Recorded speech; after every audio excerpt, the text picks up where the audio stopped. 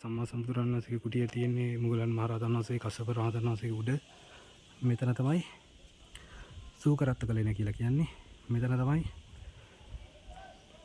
ඒකාසංක කල්පලක්ෂයක් පාරමී දම් පිරු ප්‍රඥාවන්තයින් අතර අග්‍ර ශ්‍රාවක පළවෙනි අග්‍ර ශ්‍රාවක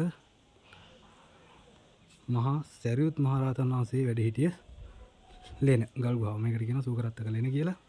මේකේ ඉදි තමයි සරියුත් මහරහතන් වහන්සේ ඒ තමුන්ගේ මස්සිනාද කොහෙද මට මතක හිටියේ ගිහි කාලේ ඒ දීඝනග කියන කෙනාට ඒ බුදුරන් වහන්සේ විසින් දේශනා කළා. ඒතර බුදුරන් වහන්සේ ඇතුලේ ඉඳලා ඒ දීඝනග කියන පාසතුමාට දේශනා කරපු දීඝනග සූත්‍රය අහගෙන ඉඳලා බුදුරන් වහන්සේ පවන් සලමින් ඉඳි අහගෙන ඉඳලා මෙතනදී තමයි ඒ සරියුත් මහරහතන් වහන්සේ අපේ බුද්ධ ශාසනයේ පළවෙනි අග්‍ර ශ්‍රාවක සරියුත් මහරහතන් වහන්සේ රහත් භාවයට පත් වුණේ.